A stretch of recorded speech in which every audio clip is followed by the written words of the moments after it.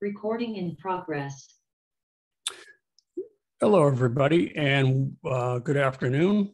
Welcome to Art 192, Photoshop/digital imaging for the fall semester 2021. Before we work on our last lesson, lesson 12, which covers more advanced techniques and working with, the digital negative component of this program. What we're going to do is we're going to, as I said, everybody should have started on their digital painting.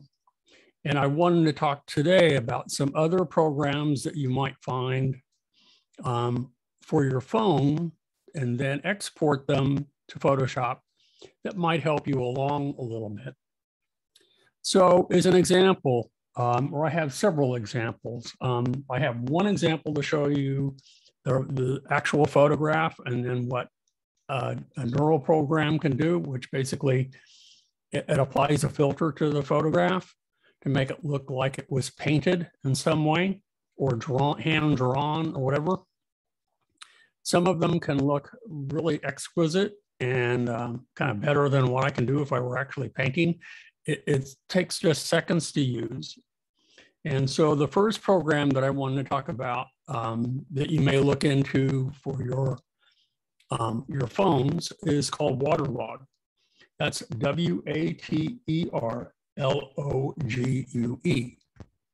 Well, this is a photograph that I took of a high street deli in San Luis Obispo. Excellent sandwiches, by the way, if you're up this way. And what I did is I used Waterlogue to turn this into a watercolor painting. So let me see if I can find it. I think there it is. So let me zoom in a little bit. And you can see that it turns it into a pretty nice painting here. Not perfect, but it has a strong illustrative quality to it. It tweaks the colors, it sort of outlines it a little bit, and it does look like a piece that was originally a photograph, but turned into a watercolor. Well, it does it in a matter of seconds.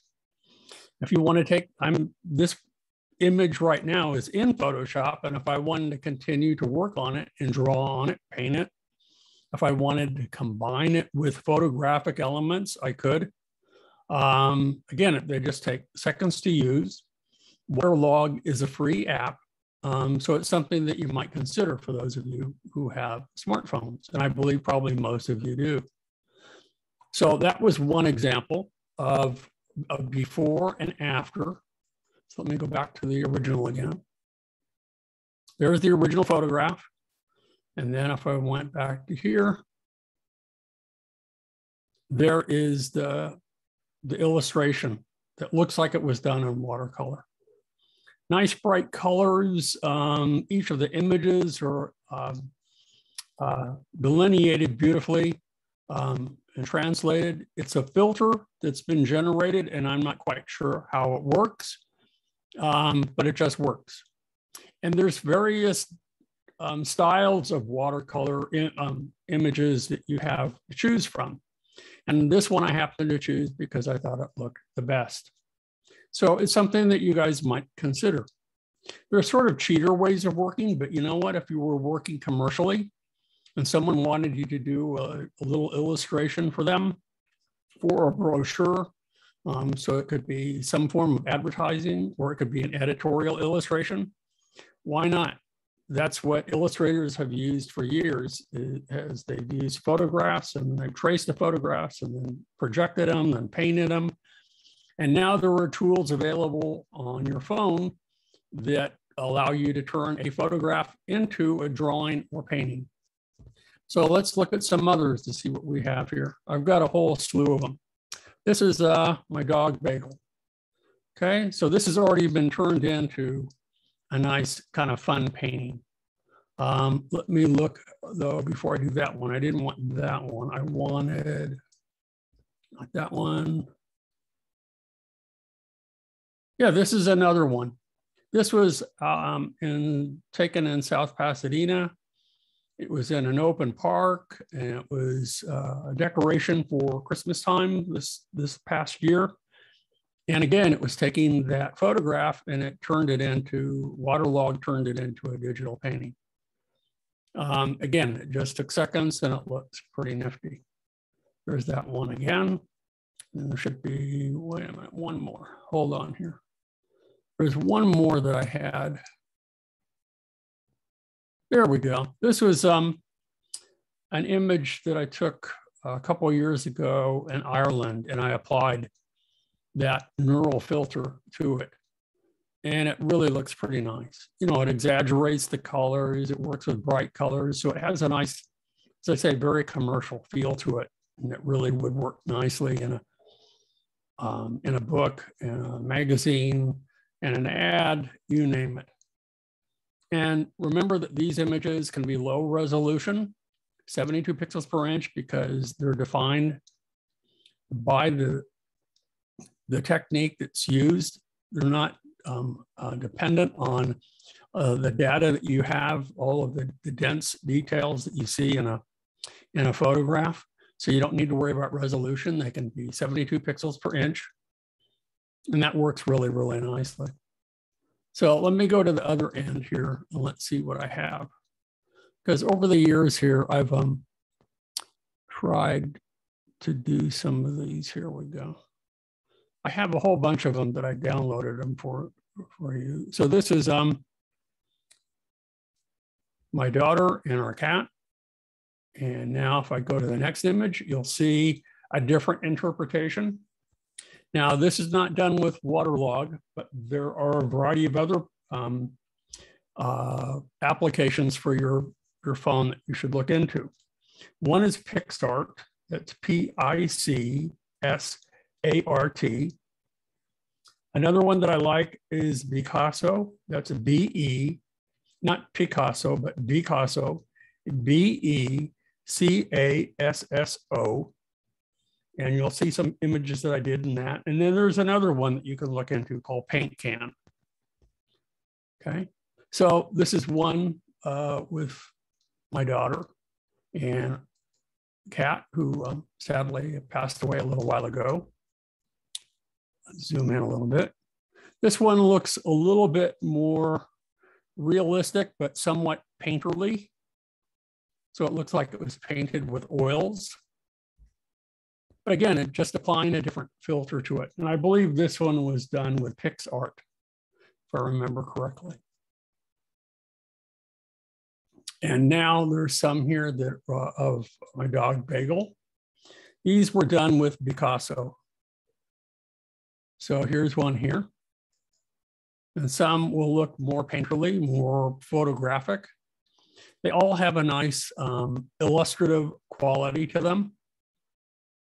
Again, the same photograph.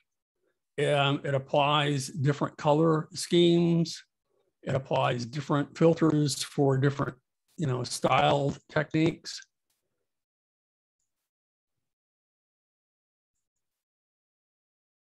This is something that you guys might be interested in. Now we're back to that. So I'm going to close all of these.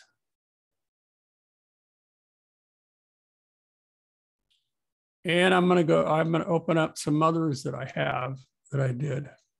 And these were, after I took a selfie, I thought, well, this image might be useful to put into one of these neural filters. Okay. So we've got that one. I don't want to save it. That one.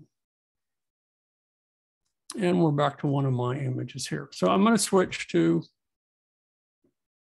let's see, Bridge, because this is where I've saved these. And the next group, let me move this up here, is I'm going to take this one, and these are, again, self-portraits. And again, applied some pretty wonky filters to these things. You can see what I've done here. And now, if any of you have already experimented with these, I'd like to see what you've done. Again, you're kind of, it's a one-step process for getting closer to the kind of painterly quality that we're looking for in this next assignment, the digital painting. So again, it's not meant to look real like my gallery here. It's meant to look more painterly, more, it can look more photographic, I want it to look less photographic, but it can be any style that you want. So here's one that was a photograph of me where I applied a couple of filters to it so that you could see the skeleton underneath, and you can see that it looked like it was put together like a puzzle, and that outside it was a black and white drawing. Really very cool. And here's another interpretation. Again, this is similar to some of the other ones that you saw with my daughter and the cat. I should zoom in a little bit on these. You can see, get a better look. Let me go back to the other one. Let's zoom in a bit so you can see a nice detail. And the quality of these, again, they're 72 pixels per inch, so we can look at these. I said, so if you're wondering what I'm looking for, it's just something creative, something unique. Not any particular style. So let me look at image size here so we can take a peek. And you'll see that it's probably 72 pixels per inch. And because it was taken with my smartphone, it's 9 by 12 inches, almost 10 by 13. It's 72 pixels per inch. But when you zoom way in with this, you're not really aware of the fact that it's a low resolution image. It's not that critical. And you could print it out on, the watercolor one, you could print out on watercolor paper at a later date. And the thing that's nice about these is that you can take your photographs, turn them into digital paintings, and then print them, sell them, and you can sell them as a large or small edition without much effort. And in the commercial art world, that unfortunately is the name of the game. So let's go back over here. There's that other one. Again, all slightly different styles. Some like oils, some like watercolors, some like this one, just a black and white drawing. Let's go to this one. No, I already did that one. So let's go back the other way. I've got like a dozen of these things that are open. Oh, come on.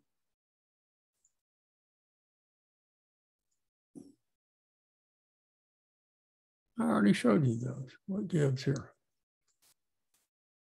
Well, let me go all the way back to here. Let's see what we have here. Oh, okay, well, this is more photographic. I'd rather that you not do this, but I still thought it was a kind of an interesting artistic approach to photography, exaggerating all of my my age spots and playing with color. And again, it's just it's clicking buttons. It's not doing anything working. It's not working with your mouse or anything else. And it's something that I did on the phone, and then brought it into, exported it into my computer and opened it into Photoshop. Here's another interpretation. This one looks a bit more painterly. Not very attractive, but kind of fun.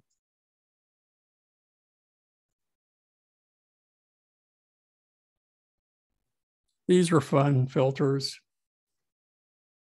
It kind of takes your image and it looks like it pulls it apart And you can choose from a variety of different images to put inside and a number of different styles to pick from. And again, this was mostly done with PixArt. So let's close all of these. I think I've shown you most of them. And we got a couple more that are a little bit more on the strange side, but yeah, this is more of the same. Different technique though. And again, you can see the brush work in here. It looks a little bit more painterly. I don't know how much detail you can see on your screen, but on mine, because I'm seeing it up front and close here, it looks pretty detailed and pretty nice. Down again. Okay, you already saw those. So I can go ahead and I can close a bunch of these. And we'll open a few more. And then unless there are any questions about this next assignment, that will be it for today. Just that I wanted to make you guys aware of these programs for your phone. Most are free. Some do cost a little bit, but there's usually a trial period for you to experiment with them, and then you can always delete them if you don't want to pay. And I don't like paying for these things. So they're definitely worth experimenting with. Let me move this one out of the way.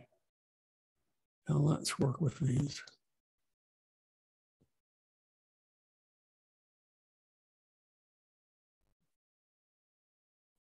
Yeah, I'm glad I'm not demonstrating today. I'm just showing images because my computer is really sluggish.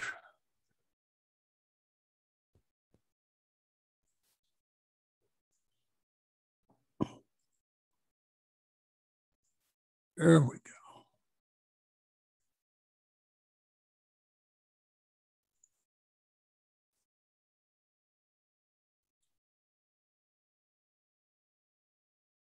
So if you want to do something straightforward, like a self-portrait, if you want to do something like a still life, if you want to work with landscape, you're welcome to. If you want to do something really kind of disgusting like this, you're welcome to try that as well. So again, looks like it has an illustrative look, like it was a combination of a painterly technique and airbrush. There's another one with a different color scheme, very similar technique, but it certainly doesn't look like a photograph anymore. And that's really what I'm going for. I don't want it to look like a photograph when you're done with yours.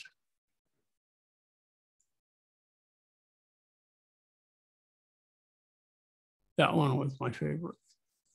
This is the kind of stuff that I used to do as an illustrator a long time ago when I worked and did work for Larry Flint Publications and stuff like that. So it's something that you guys might consider. So those are all of the examples that I wanted you to see. And let me go over those programs again. There's BeCasso, BeCasso. There's PaintCan. There's PixArt, PICS, excuse me, ART. And if you want to apply a watercolor technique to a photograph, then you need to download the program Waterlogue. Sorry, once again. There are probably more applications for your phone than I have tried, but these are the ones that come to mind that I've been working with for some time now. And again, they're kind of fun to play around with. I do this instead of playing games on a computer. Not that that makes me a better person, but I'll take a selfie or I'll take a photograph of nearby when I'm sitting and waiting, in an airport or something like that. And I'll, apply some of these neural filters to them. And I'll come home, upload them to Photoshop, and then I'll try some photographic techniques. Since you will have the original photograph as well as the illustrated or neural version, then you'll also have the opportunity to kind of combine or blend the both. And that can be kind of fun too. So, some of my favorites, like I say, are the ones probably mostly of my dog and my daughter and cat and that sort of thing. Those I like a lot. So if you guys don't have any questions, let me bring a few of these back up again.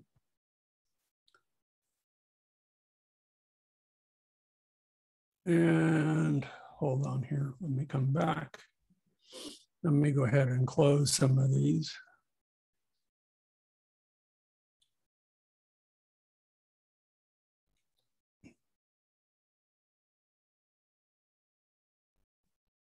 And I'm going to go back and I'm going to open a few up that I really, really like, that I think are pretty, in fact, a former instructor, a former colleague of mine who recently retired would take some of her photographs and use Waterlogue to create like Christmas cards and greeting cards for her friends, that sort of thing.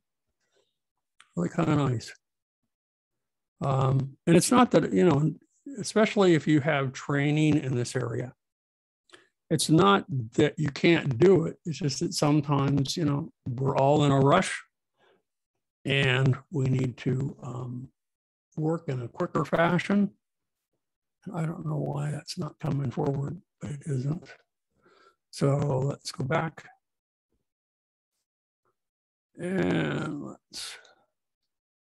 me pick the nicer ones here. So I want to pick, I like this one a lot. I like Christmas tree a lot. I like the one of High Street a lot. And I certainly like the ones of my dog, Bagel here. And I'll take that one. Let's do this one. And let's pick a couple of my daughter and the cat.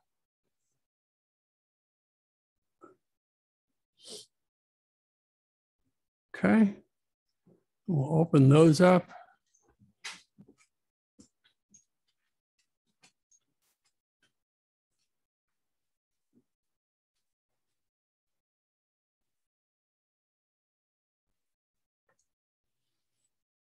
Very sluggish. I apologize.